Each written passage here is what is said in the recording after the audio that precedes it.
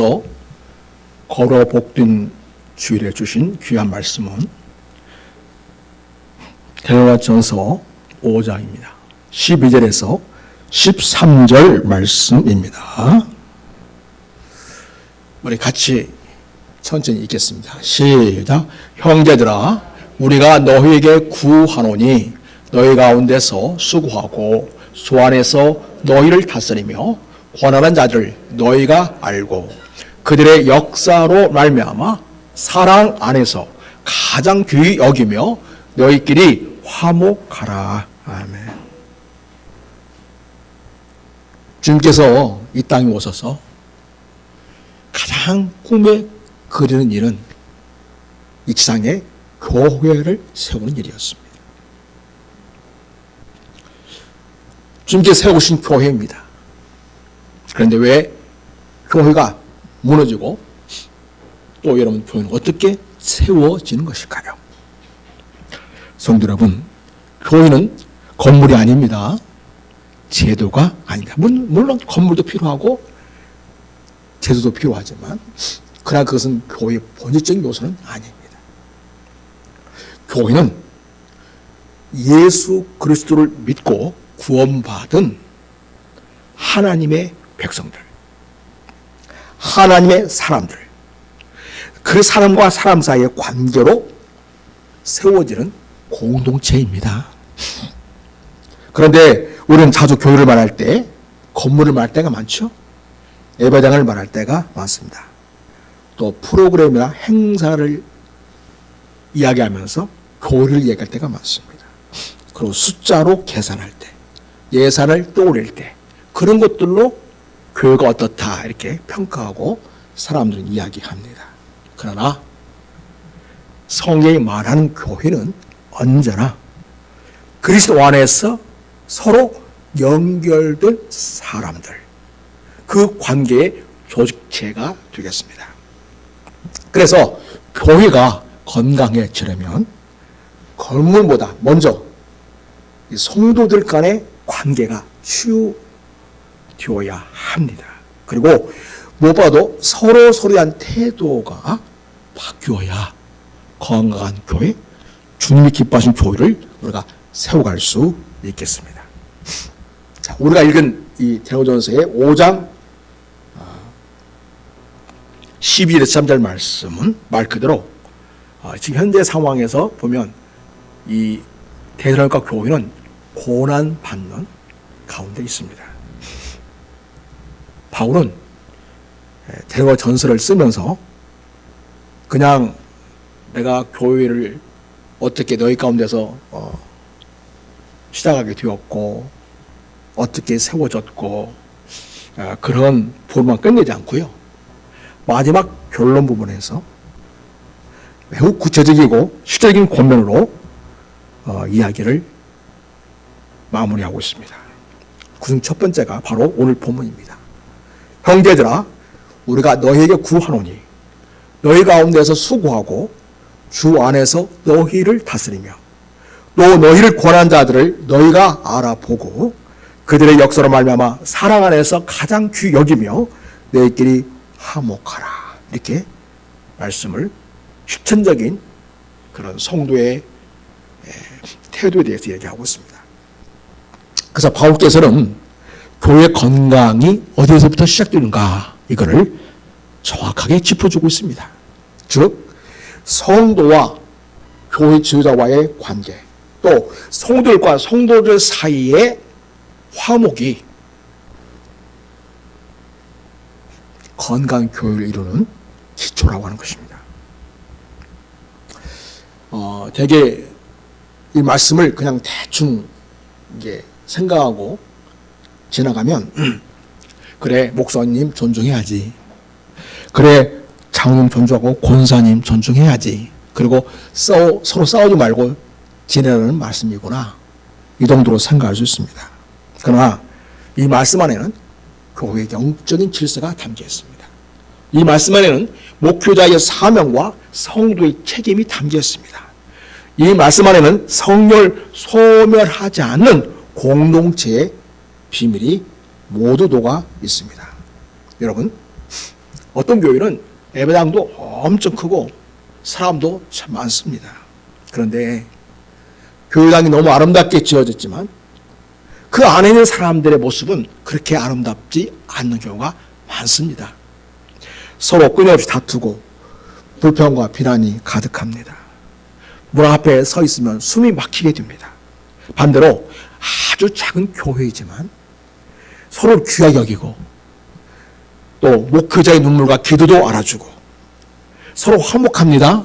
그래서 그곳에 들어가기만 하면 마음이 편안해지고 따뜻해지는 그런 교회가 있습니다.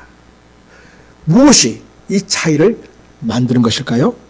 바로 오늘 본문이 말하는 말씀에 비추어보면 왜 그런 차이가 나는지 바로 알 수 있게 됩니다. 오늘 말씀을 함께 살펴보면서 우리 교회가 또 우리 각자의 신앙생활이 어떤 방향으로 서 있어야 하는지 우리 같이 하나님의 뜻을 발견하고 주님의 음성을 듣기를 원합니다. 그리고 이 말씀이 단순히 지식으로 머무르지 않고 우리 가정과 교회에서 실제 행동으로 말로 태도로 드러나기를 소망합니다. 여러분, 오늘 대거 전서에서 다시 오실 주님을 기다리는 공동체, 바로 교회입니다. 그래서 이 거룩한 공동체를 세우려면 실천적으로 뭘 어떻게 해야 되는가? 첫째로 수고하는 자들을 알아주라, 이렇게 바울께서는 권면하고 있습니다. 바울은 이렇게 말합니다. 너희 가운데서 수고하고 주 안에서 다스리며 또 너희를 권한 자들 너희가 알아보고, 이렇게 말씀하고 있습니다. 여기서 수고한다는 말은요, 호피아우라고 합니다. 단순히 좀 힘들게 일한다는 게 아니라 여기 지쳐서 쓰러질 정도로 헌신한 수고를 의미합니다. 그 정식적으로, 영적으로 굉장한 노동을 하는 일이 바로 목회입니다. 그래서 지쳐 쓰러질 정도로 몸과 마음이 소진될 만큼 많은 수고를 담보하고 목회를 하게 됩니다. 바울께서는 다른 서신에서도 밤낮으로 일하며 너희 아무에게도 폐를 끼치지 않으려고 수고하고 애썼다, 그렇게 말씀하시기도 했습니다. 성도 여러분, 목회자의 사역은, 지도자의 사역은 겉으로 보기엔 그냥 설교 한 편 준비해서 설교하는 것이 전부일처럼 보이기도 하고, 회의 몇 번 하는 것이 전부일처럼 보이기도 하고, 행사 몇 번 하는 것이 전부인 것처럼 보일지 모르지만 실제로 보이지 않는 곳에서의 눈물과 씨름이 있습니다. 엄청난 목회적인 무게와 압박이 끊임없이 쏟아지고 있습니다. 이런 목회자에 대해서 바울께서는 성도들에게 그들을 높이라 혹은 그들에게 복종하라, 이렇게 먼저 말하지 않습니다. 처음 성도들에게 요구하는 것은 의로 뭐라고 말씀하냐면 알아보라는 것입니다. 알아주라는 것입니다. 이 말은 단순히 인지한다는 게 아니라 그들의 수고를 이해하고 인정하고 알아주는 태도를 말합니다. 에베소서 마치면서 목사님 보거나 장로님 보거나 권사님 보면서 저분이 우리 목사님이지 장로님이지 권사님이지 그런 정도가 아니라 저분은 우리 영혼을 위해서 이렇게 기도하고 온 마음으로 사랑하고 헌신하고 계시는구나, 그를 마음에 새기면서 알아주라는 것입니다. 이것이 신약 교회가 가르쳐주는 첫 번째 태도입니다. 여기서 주 안에서 너희를 다스린 자, 목회자에 대해 그렇게 표현을 하고 있습니다. 이 말은 세상적인 그런 권력 행사나 지배를 말하는 것이 아닙니다. 여기서 다스린 자라는 말은 앞에 서서 보호하고 방향을 잡고 책임을 지는 지도력을 말합니다. 그렇게 목회자는 교회를 다스리는 일을 하고 있습니다. 또 목회자가 어떤 사람이냐? 너희를 권하는 자들이다. 이렇게 말하고 있습니다. 권하는 자다. 그 말은 말씀으로 마음에 새기도록 권면하고 때로는 훈계하는 사역을 말합니다. 결국 수고한다. 또 다스린다. 또 권면한다. 이 단어들은 모두 목회자와 또 장로님, 또 말씀 지도자와 또 소그룹에서 모임을 갈 때 인도하는 영적 지도자를 지칭하는 말들입니다. 하나님께서는 교회에 그런 사람들을 세우셔서 양떼를 인도하고 보호하도록 하셨습니다. 성도 여러분, 우리가 교회에서 목회자를 대할 때 장로와 또 이들을 대할 때 첫 번째로 가져야 할 태도는 바로 이것입니다. 그들의 수고를 알아주는 것입니다. 어떤 사람이 이렇게 생각합니다. 목사입니까? 당연히 해야지. 장로입니까? 당연히 해야 되는 거지. 권사님이니까 당연히 해야 하는 거죠. 목사님이니까 그 정도는 하셔야죠. 장로님이니까 그 정도는 감당하셔야죠. 자, 이렇게 말하는데요. 사실 그 말 속에는 하나님께서 세우신 질서에 대해서 너무 모르는 부분이 있다는 것입니다. 물론 지도자는 하나님 앞에서 더 큰 책임과 희생을 요구받고 있습니다. 그러나 동시에 하나님께서는 성도들에게 그들의 수고를 알아주라 이렇게 명령하고 있습니다. 그냥 알아주면 좋겠다가 아니라 명령형으로 알아주어야 한다. 이것이 성도의 본분이라는 것입니다.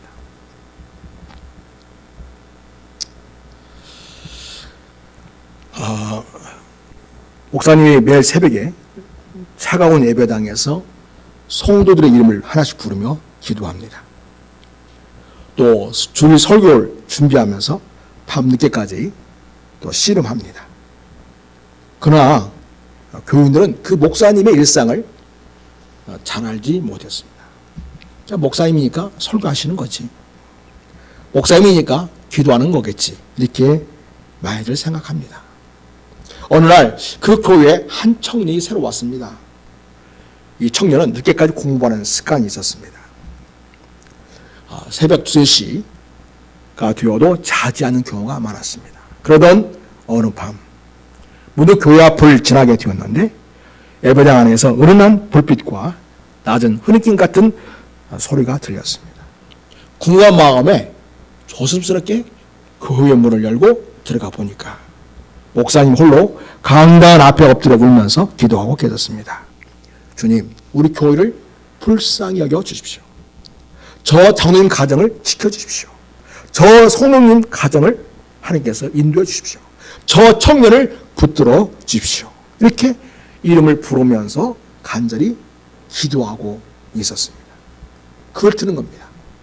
아, 목사님이 그냥 설교만 하시는 분이 아니구나. 이렇게 성도를 이름 부르면서 끊임없이 그들 위해서 기도해 주시는 분이시구나.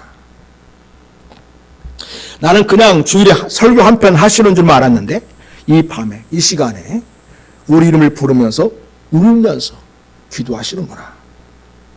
그날 이후에 그 청년은 목사에 대한 태도가 완전히 바뀌었습니다. 주일 예배 후에 목사님 감사합니다 말을 자주 하기 시작했습니다. 또 사역이 필요할 때에는 목사님 제가 돕겠습니다 하고 먼저 나섰습니다. 그리고 언제가 그 청년은 이렇게 고백했습니다. 목사님의 눈물을 본 그날 이후에 제 신앙도 다시 살아났습니다. 성도 여러분, 혹시 우리 눈에는 보이지 않지만 하나님 앞에서 여러분의 이름을 붙들고 씨름하는 수고가 있다는 것을 믿으십니까? 우리가 그 수고를 알아주기 시작할 때에 교회는 달라지기 시작합니다. 히브리서 3장 7절에 이렇게 말씀하십니다. 하나님의 말씀을 너희에게 이루고 너희를 인도하던 자들을 생각하며 그들의 행실에 종말을 주어야 보고 그들의 믿음을 보험받으라 이렇게 말씀하십니다. 너희에게 말씀을 전해주는 자, 너희를 인도하는 자들을 생각해라. 자, 이게 바로 알아봄이라는 교회라고 할 수 있겠습니다. 단지 존귀함을 아는 것이 아니라 그들의 삶의 길, 눈물의 무게, 믿음의 길을 바라보는 것입니다. 오늘 우리는 이 말씀 앞에서 우리 자신에게 이렇게 물어보았으면 좋겠습니다. 나는 우리 교회 주호자의 수고를 알고 있는가? 나는 그분을 향해 당연함이 아니라 감사함으로 대하고 있는가? 우리 성도들의 작은 한마디, 작은 행동 하나가 성령께서 사용하시는 큰 위로가 될 수 있습니다. 그리고 그 위로 위에서 하나님께서는 다시금 교회를 일으키십니다. 여러분, 자, 다시 오실 주님을 바라보면서 함께 거룩한 공동체를 세우려면 둘째로 이런 자들을 사랑 안에서 가장 귀히 여겨야 한다. 이렇게 말씀하시고 있습니다. 여러분, 사람을 귀히 여기는 일은 사람을 살리는 존중의 힘입니다. 바울 사도께서는 말합니다. 그들의 역사로 말미암아 사랑 안에서 가장 귀히 여기며 이렇게 말하고 있어요. 그래서 가장 귀히 여긴다는 말, 여기 표현이 되어 있죠. 매우, 극도록, 넘치도록 귀히 여기라는 강한 표현이 되겠습니다. 그 기준은 능력이나 성과가 아닙니다. 그들의 역사, 그 주 안에서 한 수고와 헌신입니다. 하나님께서는 교회 안에서 영적 지도자들을 세우시고 그들을 통해 말씀을 전하시게 하시며 양떼를 돌보게 하십니다. 그리고 성도들에게는 그런 지도자들을 사랑 안에서 극진히 존중하라 이렇게 명령하시고 있습니다. 여기서 중요한 것은 사랑 안에서 존중하는 것입니다. 그러니까 목사님을 맹목적으로 추종하는 말이 절대 아닙니다. 또 어떤 인간을 절대화하는 말도 아닙니다. 오히려 그 반대입니다. 그리스도의 사랑으로 복음의 관점에서 그들의 수고를 해석하고 이해하고 은혜로 보라는 그런 초대가 되겠습니다. 목사님이 지도자가 완전해서가 아니라 하나님께서 그를 통하여 일하시는 것을 보기 때문에 사랑 안에서 귀히 여기라고 말씀하십니다. 우리는 때또 목회자를 향해서 혹은 지도자를 향해서 극단으로 대하는 그런 경우가 종종 있습니다. 하나는 지나친 이상화와 우상화입니다. 되게 큰 교회가 그런 걸 일부러 조장을 합니다. 우리 목사님은 절대 실수하지 않으신다. 우리 장로님은 완벽하시다. 그런 생각을 자꾸 심어주려고 합니다. 그래서 사람을 하나님의 자리에 올려놓는 태도가 있습니다. 그래서 매우 위험한 일입니다. 다른 하나는 이것입니다. 정반대인 거죠.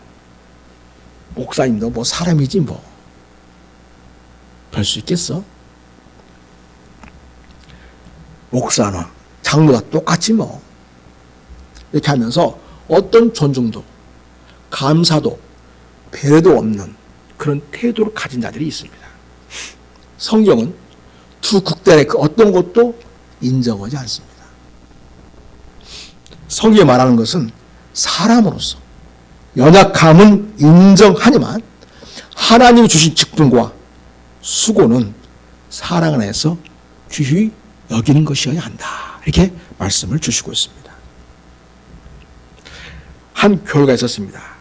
지방의 중소도시입니다. 젊은 담임 목사님이 부임을 하셨습니다. 처음 몇 달 동안은 성도들이 다 좋아했습니다. 일명 신혼기라고 하죠. 자, 설교도 열정적이시고 청년들과도 잘 어울리시고 새로운 삶에 대한 아이디어도 많았습니다. 그런데 시간이 지나면서 교회 안에 보이지 않는 긴장이 생기기 시작했습니다. 변화에 대한 부담을 갖는 것입니다. 새로운 시도에 대한 불편함을 갖게 된 것입니다. 또 목회자의 미숙함이 자꾸 보여지기 시작했습니다. 몇몇 분들은 뒤에서 이런 말을 하기 시작합니다. 저렇게 설교해야지 어떻겠어? 저 나이에 뭘 안다고. 우리를 너무 몰라. 어느 주일에 예배를 마치고 한 중년 집사님이 조용히 목사님을 찾아갔습니다. 그리고 이렇게 말했습니다. 목사님, 솔직히 말씀드리자면 저도 요즘 마음이 복잡했습니다. 제가 원하는 방식과 좀 달랐고 답답한 부분도 있었습니다. 그런데 지난주에 히브리서 13장 말씀을 읽다가 제가 깨달았습니다. 목사님이 완벽해서가 아니라 하나님이 보내신 분이시기 때문에 사랑 안에서 귀히 여겨야 한다는 것을 제가 깨달았습니다. 그래서 오늘은 제 불평을 내려놓고 목사님을 위해 기도하기로 결단했습니다. 부족한 게 보일수록 더 기도하겠습니다. 목사님은 그 말 듣고 눈물이 났습니다. 지사님, 감사합니다. 사실 저도 부족함을 많이 느낍니다. 그렇게 말씀해 주시니까 다시 힘을 얻습니다. 그 이후로 그 교회 안에 공기가 조금씩 바뀌기 시작했습니다. 뒤에서 말하기보다 직접을 대화하고요. 불평하기보다 함께 기도하고요. 평가하기보다는 격려하기 시작했습니다. 자, 그리고 놀랍게도 변화에 대한 긴장으로 얼어붙어 있던 교회가 다시 하나가 되기 시작했습니다. 성도 여러분, 누군가를 사랑 안에서 귀히 여긴다는 것은 그 사람이 완벽해서가 아닙니다. 하나님께서 그를 사용하고 계신다는 사실을 믿기 때문입니다. 그래서 부족함이 보일수록 더 기도합니다. 실수가 보일수록 더 덮어줍니다. 그리고 그 덮음과 기도 속에서 하나님께서는 그 사람을 더 다듬어 가십니다. 히브리서 13장 10절은 이런 말씀입니다. 13장 17절에 너희를 인도한 자들에게 순종하고 복종하라. 그들은 너희 영혼을 위하여 경성하기를 자기가 회개할 자인 것 같이 하느니라. 주님 오실 때 마치 자기가 그 영혼을 위해서 계산해야 할 그런 자인과 같은 그런 자세로 목표를 한다. 그 말이 되겠죠. 저희로 하여금 즐거움으로 이것을 하게 하고 근심으로 하게 하지 말아라.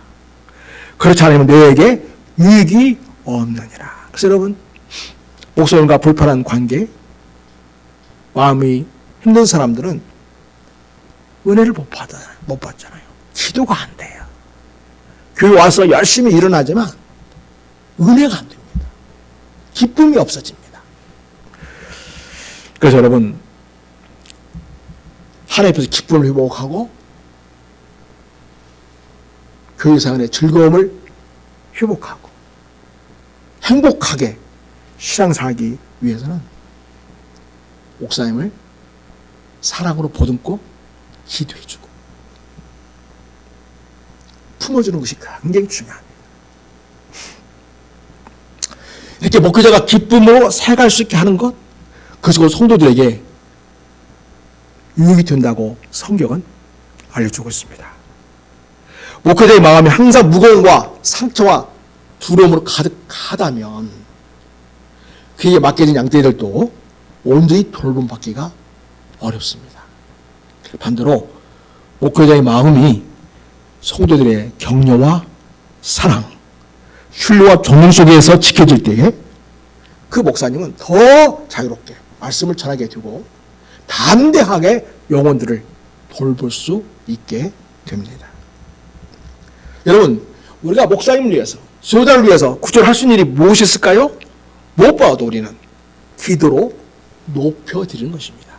이게 무슨 말이냐면, 주님, 우리 목사님에게 지혜를 주십시오. 영적 지도력을 주십시오. 영적 분별력을 주십시오. 영적 리더십을 주십시오. 우리 장로에게 힘을 주십시오. 우리 리더들에게 성령의 민감함을 주십시오. 이렇게 하면서 위에서 기도해 주는 것이 꼭 필요합니다. 둘째로 말로 귀에 들려지게끔 격려하는 것입니다. 속어로만 갖고 있는 것이 아니라 예배 후에 인사할 때 노비에서 때로는 전화 한 통으로 때로는 문자 메시지나 카톡 한 줄로도 충분합니다. 목사님, 오늘 설교에서 이 구절이 제 마음을 울렸습니다. 감사합니다. 제가 오늘 말씀 중에서 이 부분에서 굉장히 제가 감동을 받았습니다. 제가 이 말씀 붙들고 살겠습니다. 이런 말 한마디 한마디가 대단한 것 같지 않지만 여러분, 이 목사님과 이런 관계를 가지면서 우리가 신앙생활 할 때 즐겁고 행복하게 됩니다. 그리고 우리가 주중에 넘어지지 않고 믿음으로 승리하는 삶을 살아내는 힘이 됩니다. 그리고 어떻게 목사님을 도울 수 있을까? 혈생 도움과 배려를 공급하는 것입니다. 사역의 무게를 덜어드리는 장봉사나 또 가정과 자녀를 향한 배려나 충분한 휴식과 재충전의 교회를 주는 것, 그런 것들이 영적 지도자 목사님에게 굉장한 용기와 격려가 됩니다. 이것이 바로 사랑 안에서 가장 귀히 여기는 그런 실제적인 모습이 되겠습니다. 우리 모두에게 이런 질문을 던져볼 수 있겠습니다. 나는 우리 교회 목사님을 어떻게 대하고 있는가? 나는 불평과 평가의 눈으로만 보고 있지는 않는가? 아니면 사랑 안에서 귀히 여기면서 기도와 격려로 세워주고 있는가? 하나님께서는 오늘 우리에게 단순히 지도자를 높이라고만 말씀하지 않습니다. 사랑 안에서 귀히 여기라 하는 것입니다. 그 말은 주님의 사랑으로 바라보라는 것입니다. 주님의 사랑의 방식으로 목회자를 대하라는 부르심입니다. 이 사랑의 존중이 결국 사람을 살립니다. 교회를 살려냅니다. 교회를 세우게 됩니다. 우리 자신의 신앙이 성장하게 됩니다. 내 삶이 주님 안에서 새로워지게 됩니다. 사랑하는 성도 여러분, 다시 오실 주님을 맞이하면서 함께 신앙생활하는 이 교회 공동체, 이 거룩한 공동체를 세우려면 세 번째로 하나님께서는 우리에게 권면합니다. 너희끼리 서로 화목해라. 성도들끼리 화목하는 일은 평화를 선택하는 용기입니다. 바울 사도께서는 짧지만 매우 강력한 한마디를 덧붙여서 이야기하십니다. 너희끼리 화목하라. 자, 여러분 앞에서 지금까지 지도자에게 이렇게 하라 권면했죠. 그리고 마지막에 하나를 덧붙이는 거예요. 목회자에게만 잘 대하는 것으로만은 충분치 않다는 거예요. 성도들끼리 잘 지내야 진짜 목회를 돕는 일이라는 것입니다. 앞에서는 지도자에 대한 태도를 말했는데 여기서는 곧바로 공동체 전체의 관계로 시선을 옮기고 있습니다. 마치 이렇게 말한 것 같습니다. 지도자와의 좋은 관계, 바른 관계로 서는 것만으로는 충분하지 않다. 너희끼리, 성도들끼리 화목해야 한다. 이렇게 말합니다. 이 화목한다는 말은 단지 싸우지 않는다. 그 정도가 아니고요. 적극적으로 평화를 만들라는 그런 말씀이 되겠습니다. 이 원래 그 살롬, 평화라는 말은 단순히 갈등이 없는 게 아니라 서로의 관계와 삶 전반에 거친 온전함과 조화를 뜻하는 그런 단어입니다. 그래서 여러분, 교회는 바로 이 평화, 평강의 표지로 드러나는 공동체입니다. 그런데 여러분, 교회마다 현실은 어떻습니까? 사소한 의견 차이, 작은 오해, 말 한마디로 인해 상처가 쌓이고 그 상처가 풀리지 않은 채로 예배당 안에서 함께 앉아있는 경우가 얼마나 많습니까? 입은 찬양을 부르는데 마음은 서로를 향하여 불편함으로 막혀 있는 경우가 얼마나 많습니까? 참 안타깝죠. 우리 교회는 난 너무 감사해요. 제가 모르는 뭔가가 있는지 모르겠지만 제가 보기에는 우리 성도들 사이에 그런 불편함이 없다는 것이 너무나 감사합니다. 오늘 여기 바울께서 화목하라고 명령한 것은 단순히 좀 분위기 좀 좋게 해보라 이게 아니고요. 복음 자체의 열매로서 화평을 요구하고 있다는 것입니다.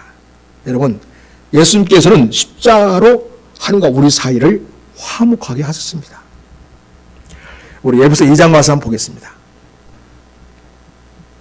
우리 같이 읽겠습니다. 시작. 그는 우리의 화평이신지라 둘로 하나를 만드사 원수된 것을 중간에 막힌 탐을 자기 육체로 허시고 법점으로 된 계명의 율법을 폐하셨으니 이는 이 둘로 자기 안에서 한 세 사람을 지어 화평하게 하시고 그 다음 또 십자가로 이 둘을 한 몸으로 하나님과 화목하게 하려 하심이라.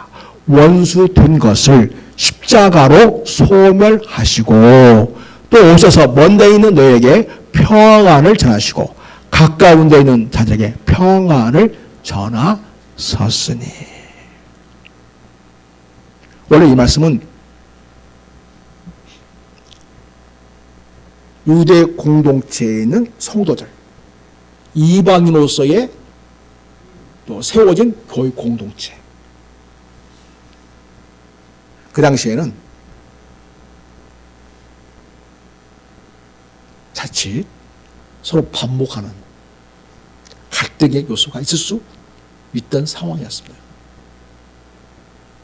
주님이 왜 십자가를 지셨냐? 이 둘을 하나로 만들기 위해서 하신 거다. 그래서 주께서 우리에게 요구하는 것은 십자가로 화평한 관계를 이룬 것이야말로 진정 예수님 날려 십자가에 죽으셨고 부활하셨을 믿는 신앙의 고백이 되는 것이다 라는 것입니다. 사랑하는 여러분, 우리 성도들끼리 서로 십자가를 앞에 놓고 화목한 관계를 이루는 우리 성도들 될 수 있기를 바랍니다. 그냥 좋게 지나가자는 게 아니라 늘 우리 신앙 고백 속에서 주님의 십자가로 나를 거기에 못 박고 주님이 주신 사랑의 관계, 화평의 관계를 우리가 계속해서 이루어가는 것이야말로 진정한 사랑과 화평의 관계가 되겠습니다. 그냥 참고 모르시하거나 방관하는 것이 아니라, 그렇게 해서 잘 지낸 게 아니라 내 앞에 십자가를 놓고 나를 십자가에 때로는 못 박고 주님 말씀을 따라서 기꺼이 그 말씀에 복종하면서 나 자신을 쳐 그렇게 순종한 삶을 살아내는 적극적인 상대방에 대한 배려와 존중과 그리고 하나됨을 위한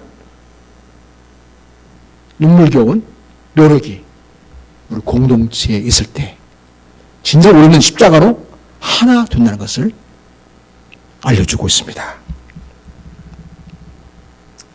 여러분, 우리는 십자가 앞에서 화목하게 하는 직분을 받은 사람들입니다. 그렇다면 교회 안에서 서로를 향해 끊임없이 벽을 세우고 끝까지 마음을 닫아 걸어놓을 수는 없습니다. 그리스도의 십자가를 진실로 붙든 사람은 결국 언젠가는 화해와 평안을 향해서 걸어가도록 되어 있습니다. 어느 시골에서 실제로 있었던 이야기입니다. 그 교회는 오랫동안 서로 마음이 틀어진 두 분의 장로님이 계셨습니다. 한 분은 성격이 굉장히 지적이고 주님이 강한 분이십니다. 또 한 분은 매우 신중하고 조심스러운 분이십니다. 성격 차이가 굉장히 있었습니다. 자, 교회가 건축을 앞두고 두 분의 의견이 완전히 갈리면서 둘 사이는 거의 말도 섞지 않는 그런 지경이 되었습니다. 예배는 여전히 드리고 있었지만 당회는 늘 얼어붙은 분위기였습니다.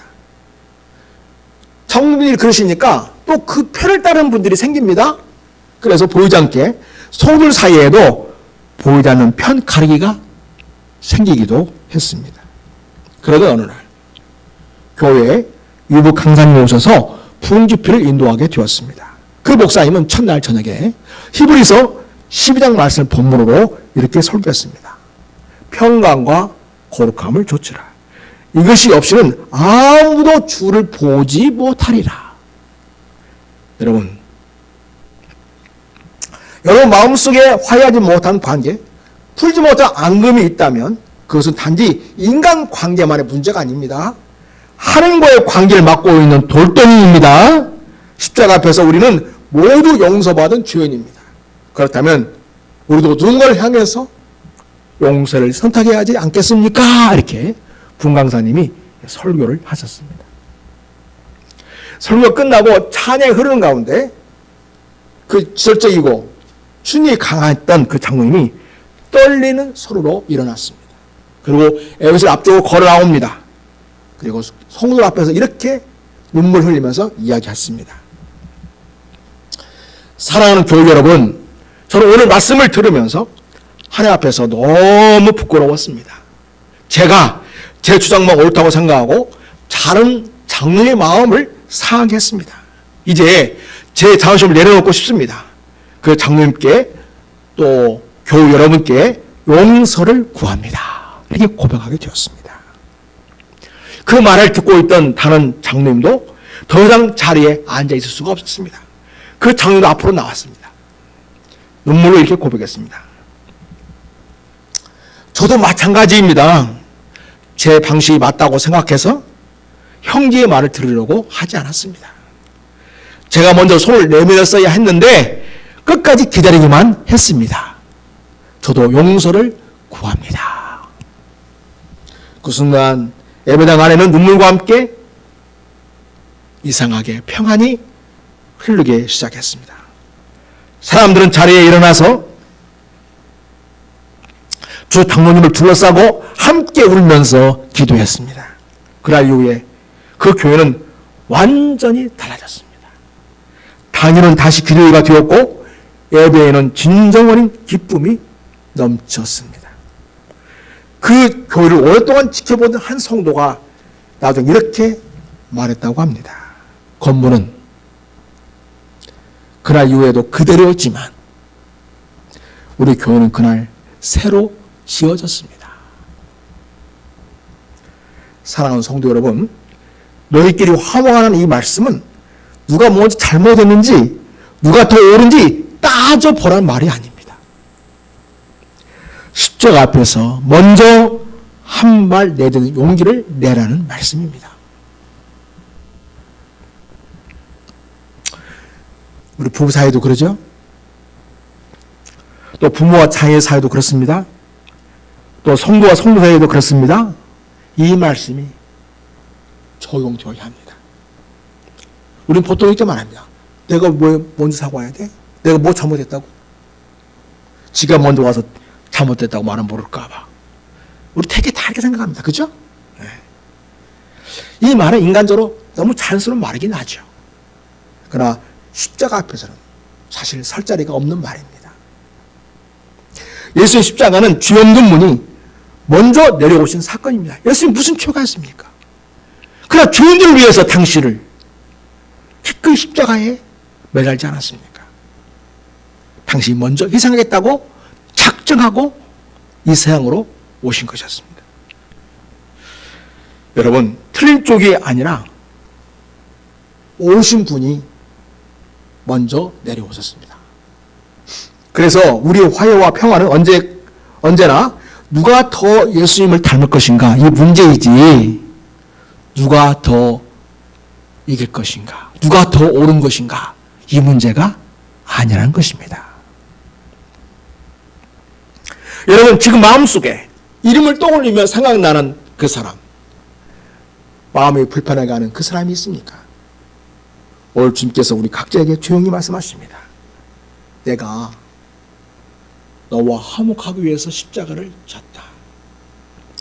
이제 너도 네 곁에 있는 사람과 화목하기 위하여 한 발을 내디뎌야 하지 않겠니? 이렇게 주님이 말씀하십니다. 그래서 너희끼리 화목하라 이 짧은 명령 안에는 교회를 새롭게 하시는 하나님의 계획이 숨겨져 있습니다. 우리가 이 말씀에 순종할 때에 하나님은 우리 공동체 위에 정말 쉼이 있는 평강을 부어줄 줄 믿습니다. 성도 여러분, 우리가 이런 교회가 된다면 우리는 어떤 아름다운 교회 모습을 가질 수 있을까요? 사랑하는 성도 여러분, 오늘 우리는 베드로전서 5장 12절 13절 말씀, 짧은 이 두 구절 속에 담긴 말씀을 함께 살펴보았습니다. 첫째로, 수고하는 자들을 알아주라. 보이지 않는 눈물과 헌신을 알아보고 그 수고를 인정하는 공동체가 되어야 한다는 부르심입니다. 둘째로, 사랑 안에서 가장 귀히 여겨주라. 완벽해서가 아니다. 하나님께서 보내신 일꾼이니까 사랑으로 존중하고 기도와 격려로 세워주자는 부르심이 되겠습니다. 또 너희끼리 화목해라. 내가 더 옳다는 것을 증명하는 대신에 십자가의 평화를 선택하는 우리가 되어야 한다. 그럴 때 교회가 세워지게 된다는 거죠. 여러분, 우리가 이 말씀대로 살기 시작한다면 어떤 일이 일어나겠습니까? 그 안에서 뒷말과 비난은 줄어들 것입니다. 대신 감사의 고백이 있게 되고 격려의 말이 더 많이 들리게 됩니다. 목회자와 지도자는 상처보다는 위로를 더 많이 경험하게 될 것입니다. 그 위로를 힘입어서 자유롭게 담대하게 말씀을 전하게 되고 영혼을 돌볼 수 있게 됩니다. 성도들 사이에는 마음을 닫는 대신에 하나님 은혜를 의지해서 화해와 평화를 선택하는 사건들이 일어날 것입니다. 그러면 교회 문을 열고 처음 들어온 사람도 이 교회는 뭔가 달라. 뭔가 분위기가 있어. 이 공동체는 말로 설명하기 어려운 뭔가 평안과 따뜻함이 있어. 이렇게 느끼게 될 것입니다. 이것이 바로 주님께서 원하시는 거룩한 공동체의 모습입니다. 숫자가 많아서가 아닙니다. 건물이 아름다워서가 아닙니다. 관계가 거룩해서 하나님이 기뻐하시는 교회 다움이 되겠습니다. 여러분, 이제 말씀을 마무리하면서 우리 각자가 조용히 이렇게 결단했으면 좋겠습니다. 주님, 제가 먼저 이런 성도가 되게 주옵소서.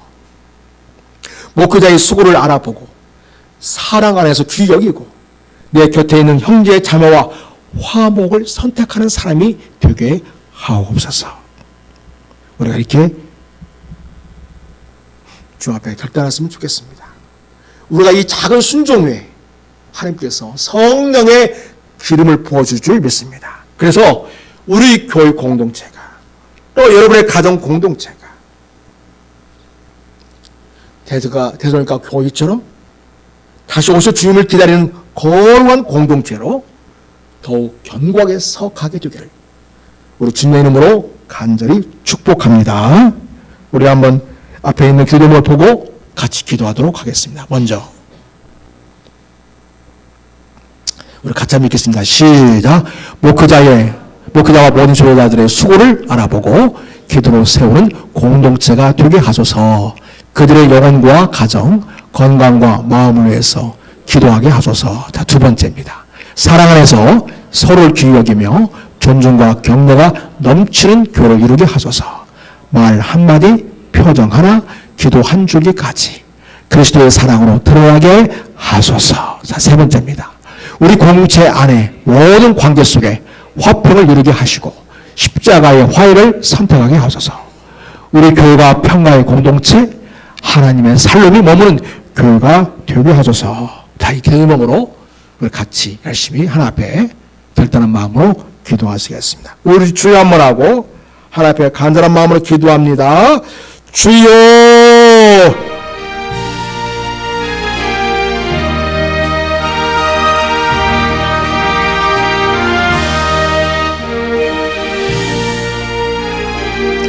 아버지,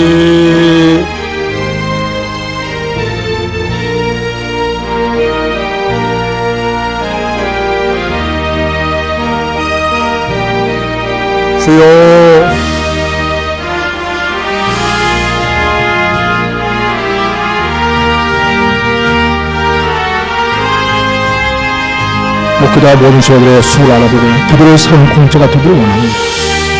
하나님 세우신 목회자, 장로님, 우리 권사님과 우리 지사님들, 교사들, 모두에게 감사를 표현하게 하시고 그들의 영혼과 가정, 건강과 마음으로 기도하게 하시고 주님 안에서 영적 부흥을 들어주는 우리 성도들이 되기를 원합니다.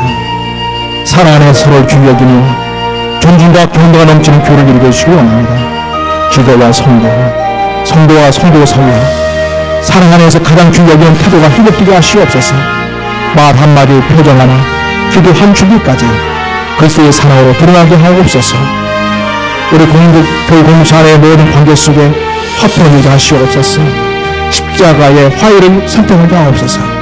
갈등이 있는 관계들마다 성령께서 역사하시고 용서와 화해와 평화를 선택하게 하시고 우리 교회가 평화의 공동체, 하나님의 살롱 평화가 머무는 교회가 되게 해주시기 원하옵나이다. 감사합니다.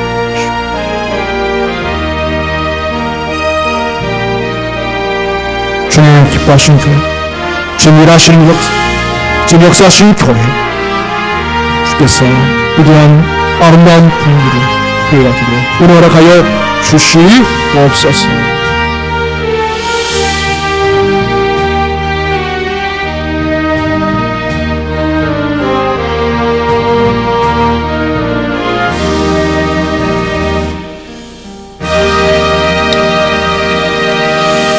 사랑과 은혜가 풍성하신 하나님 아버지, 오늘 우리에게 주신 말씀을 통해 교회가 무엇으로 세워지는지를 다시 깨닫게 하시니 감사드립니다.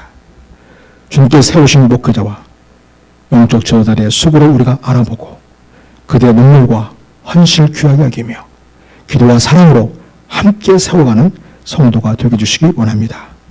또한 우리가 서로를 사랑 안에서 가장 귀히 여기라는 말씀 앞에 겸손히 순종하게 하시고 교회의 모든 관계 속에서 존중과 배려, 격려와 은혜의 말이 흘러나오게 하옵소서. 성도 한 사람 한 사람이 서로에게 복이 되고 위로가 되고 힘이 되게 하옵소서. 주님, 우리가 누구보다도 먼저 화평을 선택하는 사람이 되기를 원합니다. 화를 내기보다 화해를 선택하게 하시고 상처를 붙잡기보다는 십자가의 사랑을 붙잡게 하시고 감정보다는 복음을 선택하게 하옵소서. 우리 교회 공동체 곳곳에 설렘의 향기가 피어오르게 해주시기 원합니다. 아버지 하나님, 한국교회가 많이 찢어져 있고 많이 앓고 있습니다. 주의 한국교회를 북돋으시고 이 놀라운 화목의 역사가 교회마다 흘러가게 하여 주시옵소서. 하나님 아버지, 한국교회를 주의 은혜에 붙이셔서 이 시대 속에서 진리의 빛을 밝히고 사랑의 역사를 이루므로 참으로 주님 영광 받으시고 이 땅의 인생들이 교회를 향하여 소망을 갖고 교회로 출석하도록 도와주시옵시고 교회마다 새로운 신자들이 몰려오게 하시고 구원 역사가 있게 하여 주시기를 원하옵나이다. 아버지 하나님, 또한 지역사회에서 복음전뿐만 아니라 또 온 세계에 나가 복음전하는 성도들이 있습니다. 성령 충만케 해주옵시고 주의 권능을 붙이시고 그들의 모든 삶을 주께서 안전하게 지키시고 보여주시며 그곳에 하나님 나라 임하게 하시고 주님 영광 파신 역사가 있게 해주시기 원하옵나이다. 하나님 아버지, 저 북한 땅을 구해 계시고 아버지 북한이 새로워진 역사가 있게 도와주시옵소서. 평화의 길로 나오게 하여 주시옵시고 아버지 남한과 아름다운 소통의 관계가 새로 열리게 도와주시옵시고 아버지 북한 땅의 영혼들이 아버지 자유를 경험케 하시고 무엇보다도 하나님을 경외하며 예배가 회복되는 역사가 북한 땅에 있도록 은혜 허락하여 주시기를 원하옵나이다. 아버지 하나님, 우리 대통령님께서 이제 아랍권 순문방에 이어서 G20의 휴에 참석하고 있사오니 아버지 영육간의 강건함을 주시고 지혜를 주시고 명철을 주시고 나라 민족을 생각하며 현명한 결단과 선택하게 하시고 그래야 대한민국이 하나 앞에 온전히 붙들리며 전 세계 속에서 선하게 양육을 끼치는 아름다운 대한민국이 되도록 쓰임받는 그러한 대통령이 되도록 축복하시옵소서. 감사합니다. 오늘 또 우리에게 참 아름다운 주의를 허락하시고 은혜의 말씀으로 우리 영혼이 회복되게 하시며 서로 사랑하며 화목하며 아름다운 공동체를 이루어가고자 하는 열정이 불같이 일어나도록 하시니 감사하옵고 이러한 성도들로 우리 모두가 하나님의 기쁘심이 되는 모든 주의 자녀로 살게 하시옵소서. 예수님의 이름으로 감사하고 기도드립니다. 아멘. 우리 220